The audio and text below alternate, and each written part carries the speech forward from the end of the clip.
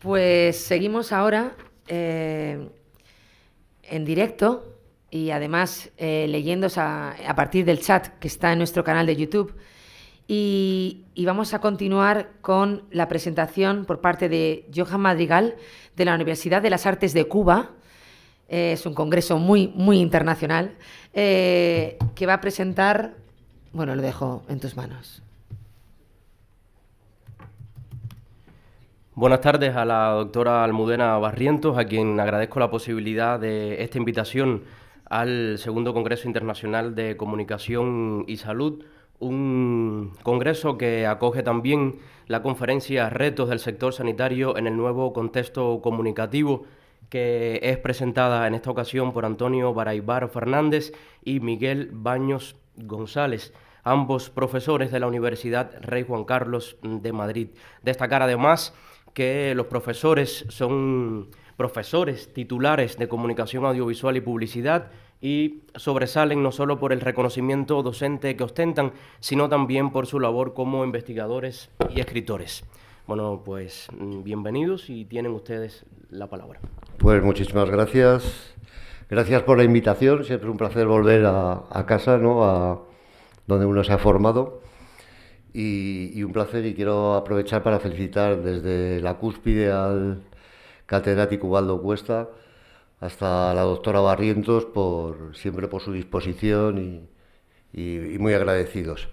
Bueno, si quieres puedes ir pasando por en cuestión de tiempo. Esperamos ser como buenos publicistas, y los publicistas son capaces de contar grandes historias en 20 segundos, a ver si nosotros en 20 minutos por lo menos podemos dejar algunas ideas un poco en claro de lo que hemos reflexionado.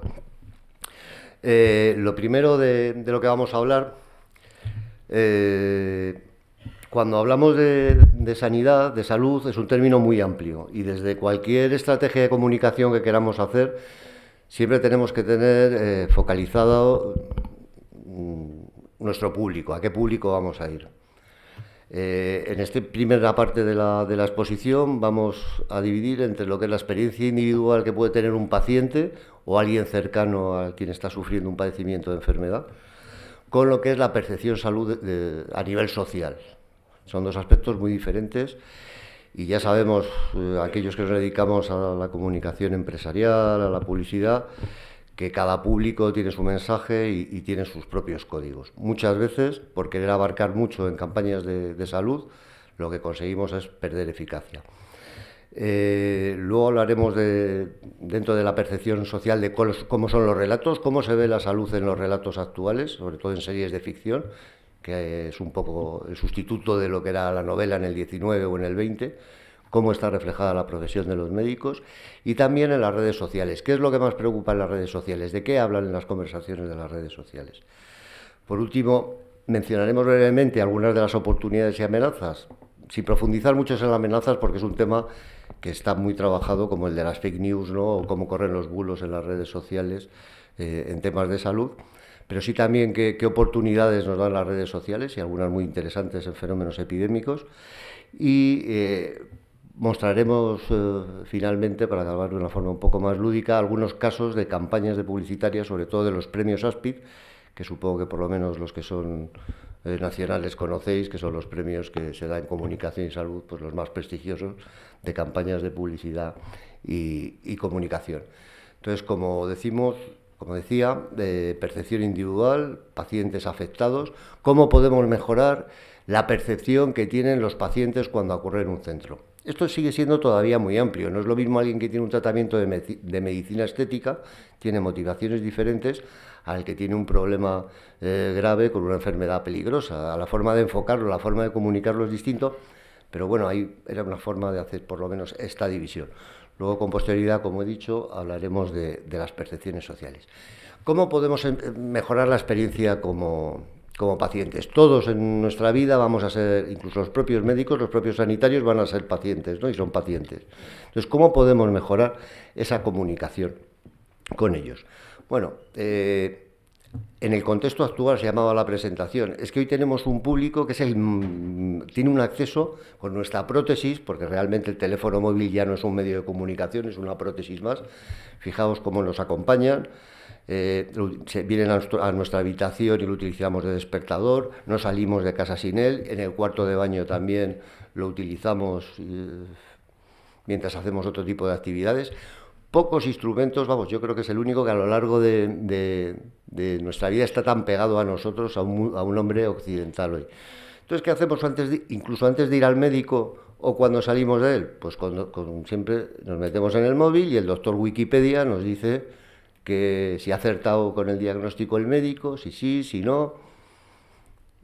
Tenemos una dolencia, me duele no sé qué puede ser. Vamos a... Igual que utilizamos para consultar otras cosas más triviales, como es cuánto tarda para llegar el autobús, es una diferencia de consumo. Yo con mis hijos me llamaba la atención, ¿no? Yo me iba a la parada del autobús y esperaba que viniera el autobús. Ellos apuran hasta el máximo momento para ver rápidamente cómo bajan, para coger el autobús. Pues esto pasa también en la medicina.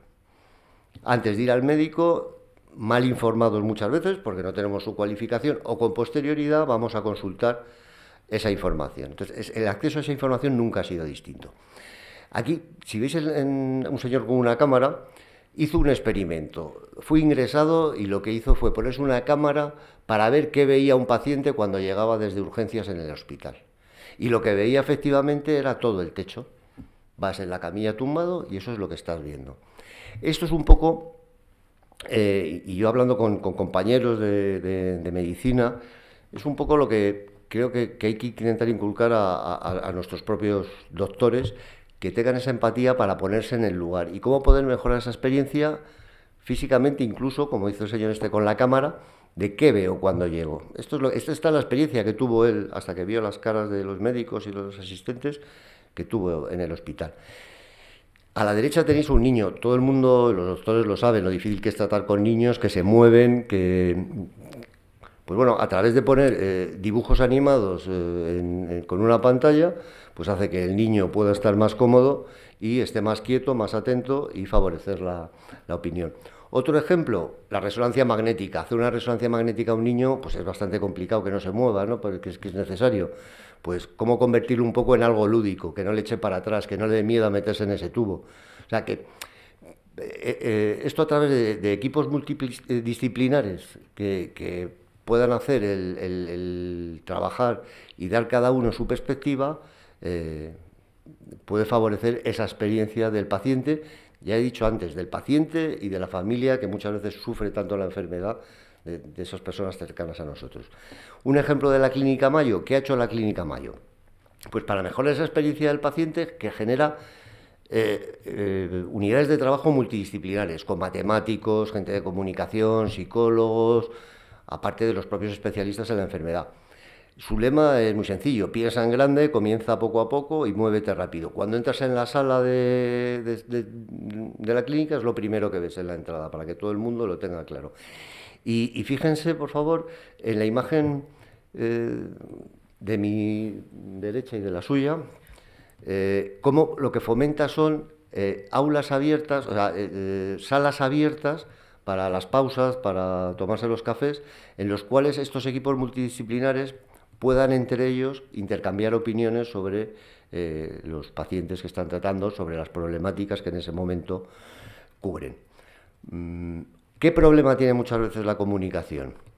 Le falta lo que Aristóteles llamaba, y por eso estaba ese hombre de Vitruvio al principio, el patos, ¿no? ¿Qué le pasa a esa comunicación que no es capaz de persuadir, de hacer? Porque al final, cuando estamos comunicando, lo que queremos es o afirmar, o cambiar, o demostrar que hay una nueva forma de comportamiento o de actitud que queremos que adapte un público determinado. Entonces, para que se produzca ese cambio de comportamiento, ¿cómo intentamos hacerlo? Si vemos la imagen de la izquierda, y nos sonará un montón lo pongo como ejemplo, es un diseño creativo, muy informativo, muy desde el logos, ¿no? Pero que no tiene esa capacidad de seducir. Ya en el centro, esas zapatillas, ¿no? Ya sí nos llama la atención. Ya dentro de todo el ruido mediático que hay, consiguen captar nuestra notoriedad y nos parecen una idea creativa que nos hace poner en nuestra mente la relación entre hacer deporte y el corazón, ¿no? Y tener un corazón sano. Bueno, pues eso puede provocar que cambiemos de actitud, ¿no? Más fácilmente. O como cuando vamos a un público joven y queremos concienciar del problema de las enfermedades venéreas. Pues ahí tienen una creatividad que aunque está un poco tapada por lo menos aquí en la pantalla por el logo, pero bueno, como la lotería, ¿no? Un gonorrea, te ha tocado la lotería, tal. Pues es un tono de comunicación que va a llegar al público joven que el lunes a las 9 de la mañana en nuestra clase le estemos diciendo que tenga cuidado con las relaciones, nos va a decir, ya no somos tontos, ya sé que yo no voy a tener relaciones sin protección con desconocidos. Sí sabemos luego que en el momento, cuando se acerca el viernes por la noche, a lo mejor, o el viernes de madrugada, o el sábado, esas opiniones cambian. Y no es un problema de logos. Dani Ariely ha hecho investigaciones de este tipo con sus alumnos del MIT, muy cualificados, y ve cómo esa evaluación se produce. ¿Qué quiero decir con esto? Que hay que dar el impacto en el momento determinado, que una campaña será mucho más eficiente a esas horas, por ejemplo, en los puntos de venta o en los lugares donde estén los jóvenes, que hacerlo por las mañanas, a las 9 de la mañana, tener una valla maravillosa y muy bien creada, que es una información que ya todos sabemos. Entonces, importante, el contenido, qué queremos comunicar, pero la forma o el tono es tan importante como eso, y eso dependerá del público al que vamos y en qué momento vamos a impactarle. No sé cómo voy de tiempo, tú me avisas, Miguel. ¿Cuál ha sido el problema muchas veces de las campañas de concienciación de salud? Ahí tenemos una campaña antitabaco y una campaña de Marlboro. A los de nuestra generación, ¿qué nos gustaría? ¿Ser el cowboy de Marlboro o que nos recuerden que si fumamos se nos van a quedar así los pulmones? Bastantes líos tengo yo como para que encima me estés amargando. No me des mensajes negativos. Vea mensajes aspiracionales, como hace la publicidad. La chica de la derecha, cuidado si estás embarazada, no consumas alcohol y un feto, algo un poco tétrico. O una chica que se lo está pasando bomba tomando copas durante el fin de semana. Tenemos que ser capaces de comunicar en salud de manera aspiracional, de manera atractiva y de manera positiva. Y para eso, no solamente figuras relevantes, sino también el mundo de la ficción del que hablaremos a continuación. Porque, como os decía, vamos a ver qué percepción social, qué discursos sociales, de una manera aproximativa, pero qué discursos sociales, cómo interpreta nuestra sociedad al médico. Porque como nos recuerda Juan José Millás, el célebre escritor y columnista, somos hijos del cuento del relato, no hijos de la razón. Nosotros nos construimos con modelos de muchas veces vienen de la ficción. Por eso sería más importante, o aparte de hacer campañas publicitarias, el hacer contenidos en un momento dado, las series de ficción. Las series de ficción marcan mucho y es una forma de llegar a las audiencias y cambiar comportamientos. Yo siempre decía, vosotros que sois los jóvenes de aquí, el ejemplo no lo vais a coger, pero médico de familia, el hecho de que el Emilio Aragón pusiera el desayuno por las mañanas, entre otras cosas porque había un patrocinio, un product placement de una marca de leche que pagaba por salir, pero el hecho de que pusiera el desayuno hizo más para que los hombres ayudáramos en casa que a lo mejor una gran campaña de concienciación social hecha desde el ministerio, porque se ve como algo natural. Entonces el hecho de que se vea como algo natural y normal y que sean en un momento dado líderes o anclajes sociales, eso permite que la sociedad evolucione. Entonces hay que intentar construir relatos. Brevemente, ¿no? Los más antiguos del lugar se acordarán de la serie Marcus Welby. Este era un prototipo de médico de los años 70. Ya que nos decía Marcus Welby, he cogido, en Phil Affinity tenéis las descripciones, no las he manipulado yo, de lo que era esta serie.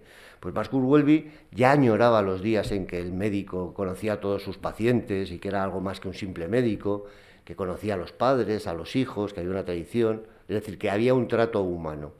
Pero esto se ha acrecentado si nos vamos al Dr. House. ¿Quién es el Dr. House? ¿Cómo define Phil Affinity, por ejemplo, la serie de Dr. House? Pues aparte de lo que del salto ahí en amarillo, intentar evitar la relación con paciente, porque lo que le interesa sobre todo es la investigación en sí. Es decir, él quiere curar y es lo que le importa, el paciente le importa un bledo. De hecho, se escaquea para no tener que pasar consulta. Encima también come opiáceos, pero bueno. Y el tío es un crack, cura todo. Bueno, siempre al final es lupus o lo otro, pero vamos, que el caso es que el tío es un crack y cura estupendamente.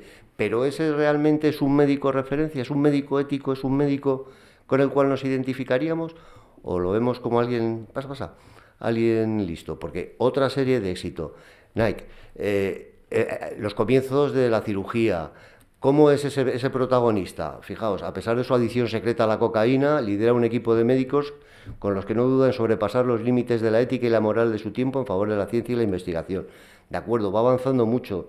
¿Cómo es la anestesia? ¿Cómo puede hacer? Y claro, para eso arriesga.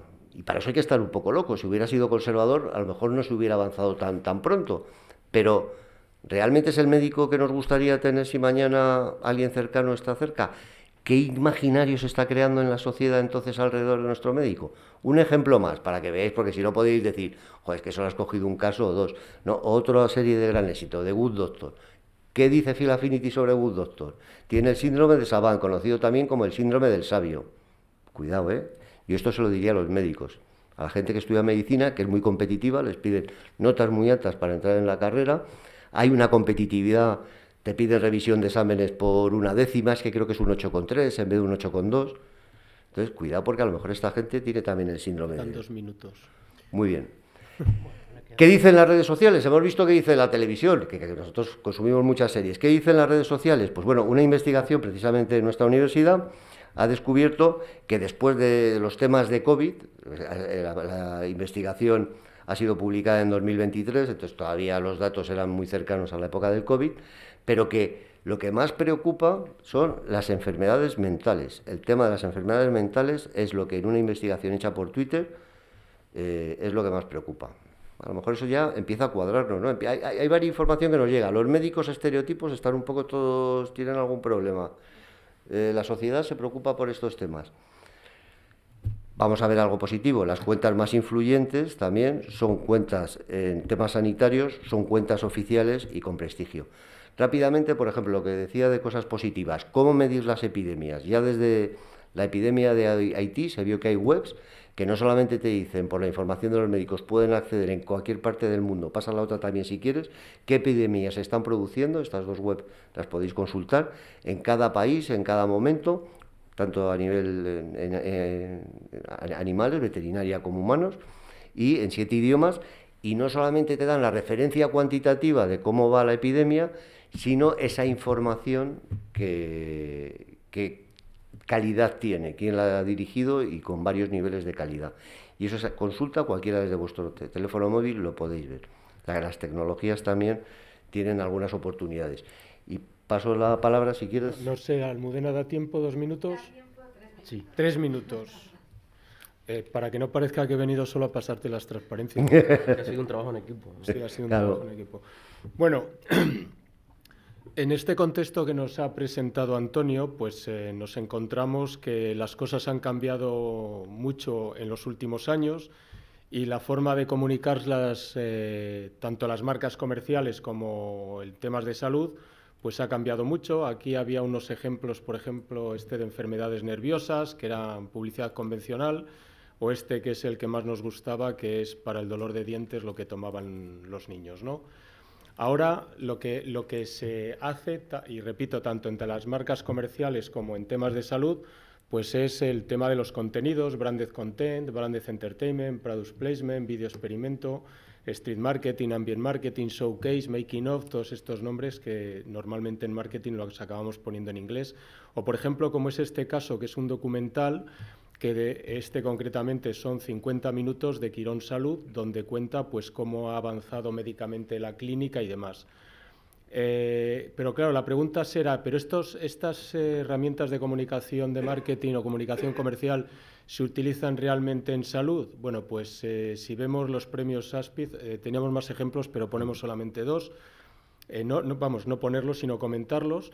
Hijos del Azúcar, no sé si lo conocéis, es una campaña del Ministerio que es para evitar que nuestros niños consuman mucho azúcar. Bueno, pues la campaña ya no era la típica de relaciones públicas, que era lo habitual cuando se hacía algo relacionado con la salud, sino que en primer lugar se hicieron las estatuas de unos niños a tamaño real y peso real, 32-34 kilos, por el escultor Juan Villa, y estaban puestas en la estación de Atocha.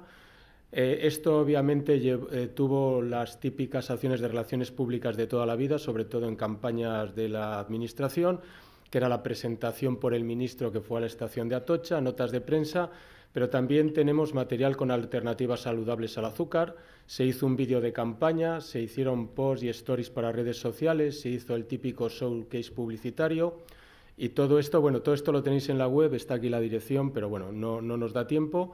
Y otro ejemplo, y es solamente el segundo, es el tratar ciertos temas delicados con humor, como es el de la salud, y en este caso el título Visita al culo del mundo era en relación con la realización de colonoscopias, un título muy adecuado. Se hizo una web divulgativa para llevar una información fiable, la web todavía sigue existiendo. Se utilizaron influencers en salud para darle recorrido a la iniciativa en las redes sociales, como comentaba antes Antonio. Se hicieron anuncios en Twitter y Atrápalo, se hicieron en otras redes sociales, pero pongo concretamente Twitter y Atrápalo porque emplear la palabra culo está prohibido y entonces banearon la publicidad y tuvieron que utilizar el término visita un lugar redondo, que es parecido, pero no es lo mismo. Se hizo Branded Entertainment, el vídeo está aquí, pero bueno, tampoco da tiempo a verlo, pero podéis entrarlo y era un tono humorístico, visitas, playeras y demás, para informar que lo importante era ir a hacerse una colonoscopia, y también se hicieron una serie de vídeos informativos. Por lo tanto, para cualquier tema que se esté tratando en el mundo de la salud, no hay por qué recurrir a lo clásico, que eran temas serios, profundos, con una información muy compleja, sino que se puede tratar de una manera diferente siempre y cuando que el contenido y la creatividad pues, se plantee desde ese ámbito. Y siento el retraso. Bueno, pues muchas gracias a los dos, que como hemos coincidido hace unos minutos, ha sido resultado de un importante trabajo en equipo, ¿verdad? Pues sí, llevamos trabajando en equipo. Somos pareja casi ya, de hecho. Bueno, no, somos pareja de desecho. Muchas gracias a los dos y a ustedes.